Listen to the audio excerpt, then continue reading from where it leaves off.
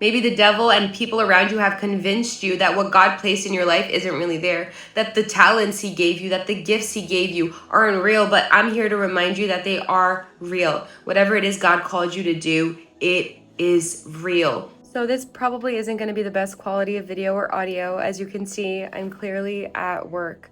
But the Lord has been speaking something so specific to my heart that I feel like a lot of people are probably also struggling with. But God has been speaking to me about running. If I'm being honest with myself and with you, it's been hard to read the Bible and pray. It's been hard to do it consistently. And sometimes it's not even because I don't have time. Sometimes I just flat out don't want to read it.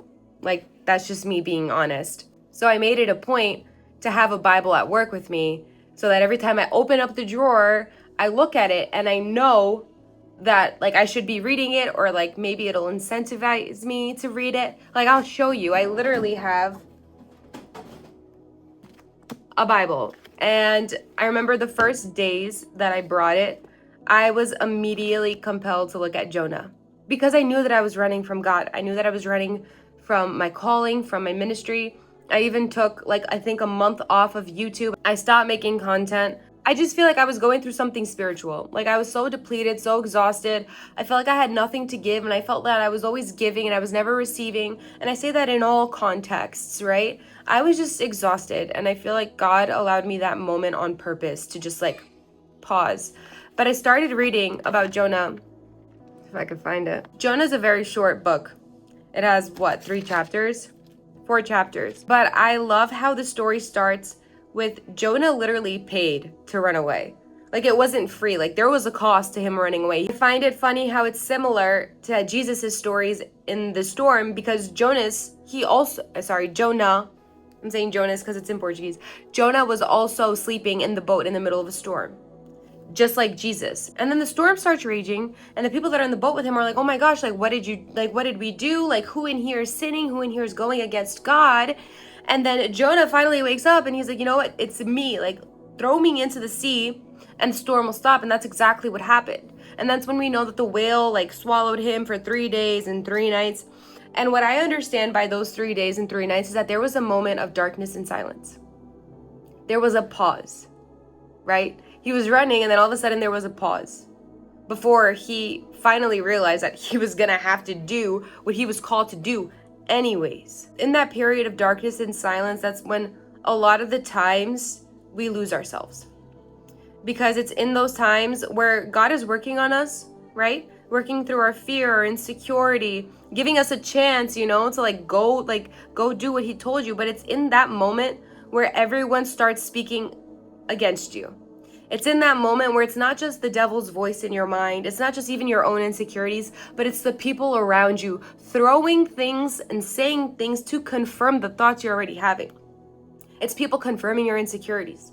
Like, yeah, you shouldn't be doing that. Like, hey, you're not good enough. Like, don't you see that they sing better than you, or they preach better than you? Can't you see that there's people more qualified? And we start giving into those thoughts. Like, for Jonah, the whale left him in Nineveh. He didn't have a choice, right? I mean, he could have technically run away, but he decided to stay where the Lord had placed him and do what he was called to do. The storm that he went through, that 3 days period of silence and darkness, it all had a purpose. But it's in that darkness that we lose ourselves. God specifically allowed those 3 days and 3 nights to interrupt Jonah.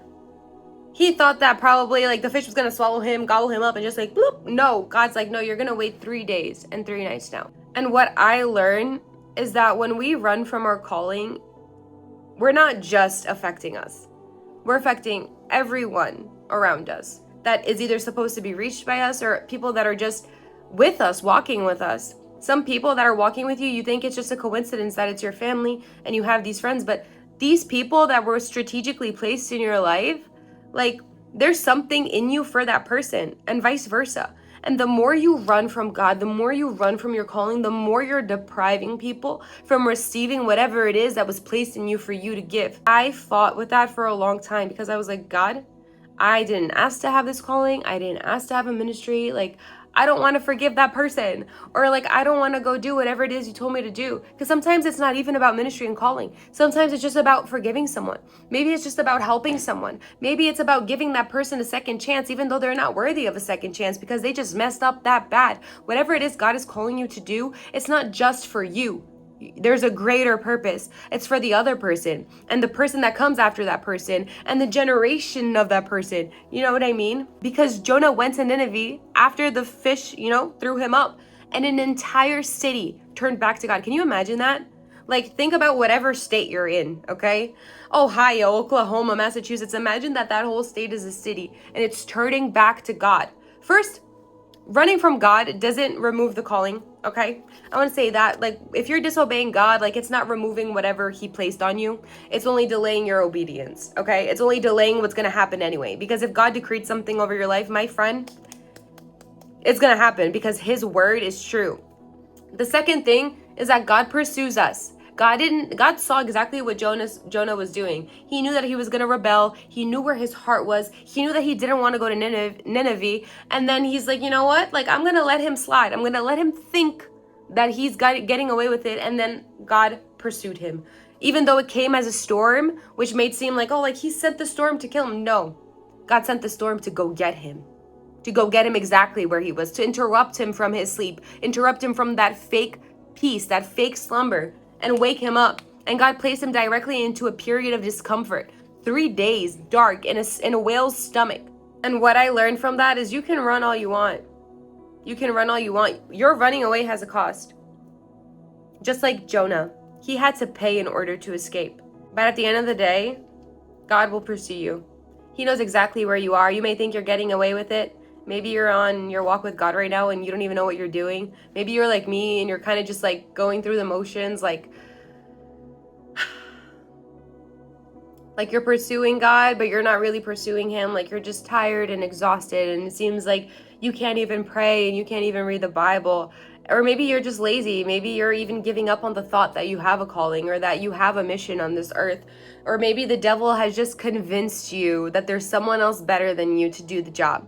Maybe the devil and people around you have convinced you that what God placed in your life isn't really there, that the talents he gave you, that the gifts he gave you aren't real. But I'm here to remind you that they are real. Whatever it is God called you to do, it is real. And if he has a promise over your life, my friend, there is nothing on this earth that can change that. Not even God, because the word says that what he speaks, he doesn't regret. He is not like man to lie. So before he spoke that word on your life, he already knew.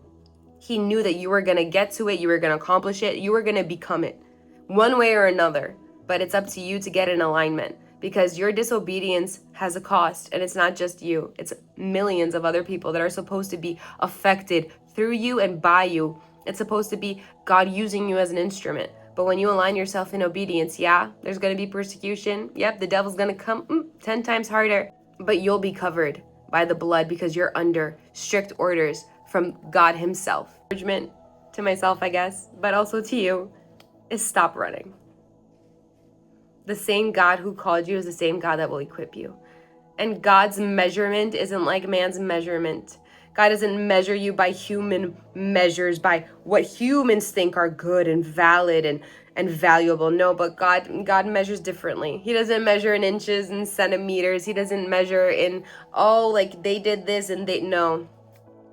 Unlike Jonah, we don't have to wait for the storm to turn around.